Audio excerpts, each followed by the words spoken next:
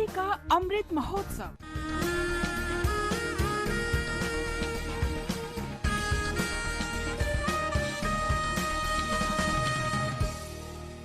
आजादी का सफर आकाशवाणी समाचार के साथ एक राष्ट्र का उदय। भारत का गौरवशाली स्वतंत्रता संग्राम आधुनिक विश्व के अब तक के सबसे महान संघर्षों में से एक है। आकाशवाणी समाचार आपके लिए प्रतिदिन लेकर आता है इस संग्राम की एक झलक।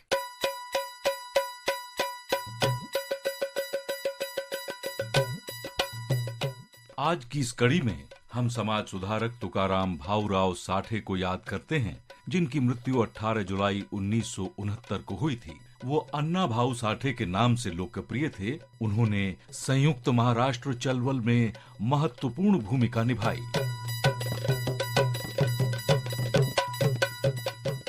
अन्ना भाऊ साठे का जन्म 1 अगस्त 1920 को एक तथाकथित निचली जाति के परिवार में वर्तमान महाराष्ट्र के सांगली जिले में हुआ था। ग्रामीण इलाकों में सूखे के बाद 1931 में वो 6 महीने पैदल चलकर सतारा से मुंबई गए। वहाँ के शहरी वातावरण ने उनके लेखन को काफी प्रभावित किया।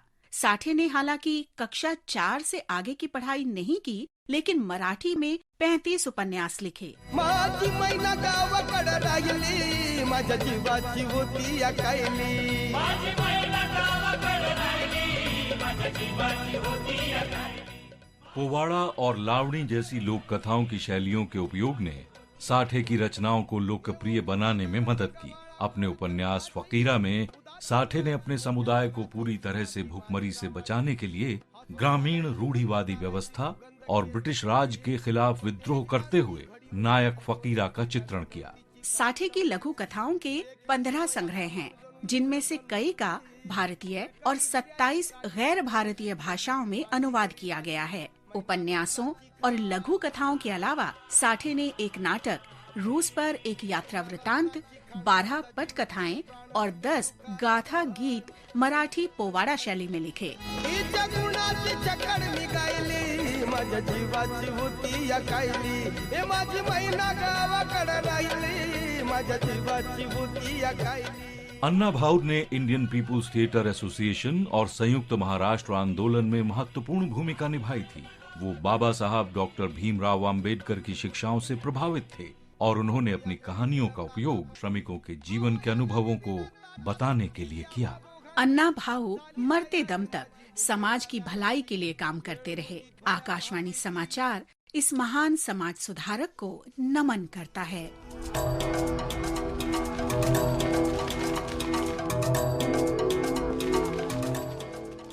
हम शहीद रोहिणी बरुआ को भी याद करते हैं, जिन्हें 18 जुलाई 1935 को मौत की सजा सुनाई गई।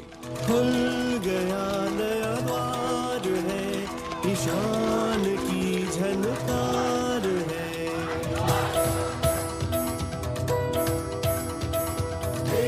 सलामी आसमां, आसमां में धार। रोहिणी बरुआ ने चटगांव शस्त्रागार छापे में भाग लिया था। बरुआ ने ब्रिटिश पुलिस के एक अत्याचारी सब इंस्पेक्टर की हत्या कर दी थी। इसके लिए उन्हें बंकिम चंद्र सेन के साथ नोआपारा गांव में गिरफ्तार कर लिया गया और मौत की सजा सुनाई गई। रोहिणी बरुआ को 18 दिसंबर 1935 को फांसी पर लटका दिया गया। आकाशवाणी समाचार की श्रद्धांजलि।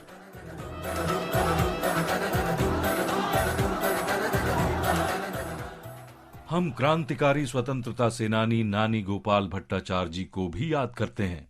चटगांव, जो अब बांग्लादेश में है, वहां के रहने वाले नानी गोपाल युगांतर पार्टी के सदस्य थे। उनकी क्रांतिकारी गतिविधियों के लिए उन्हें 18 जुलाई 1934 को गिरफ्तार कर लिया गया और चटगांव जेल में बंद कर दिया गया।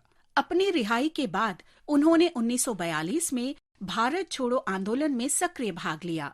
उन्हें फिर से गिरफ्तार किया गया और ढाका सेंट्रल जेल में डाल दिया गया, जहां नवंबर 1943 में उनकी मृत्यु हो गई। आकाशवाणी समाचार इस महान स्वतंत्रता सेनानी को नमन करता है।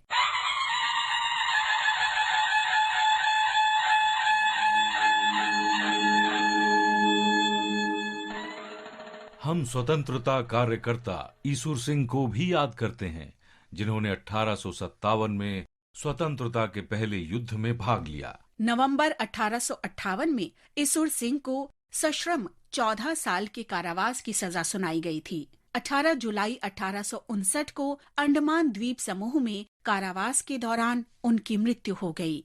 देश के इस वीर सपूत को हमारा नमन। इसके साथ ही आजादी का सफर आकाशवाणी के संग श्रृंखला का ये अंक समाप्त हुआ। मिलते हैं कल अगली कड़ी में।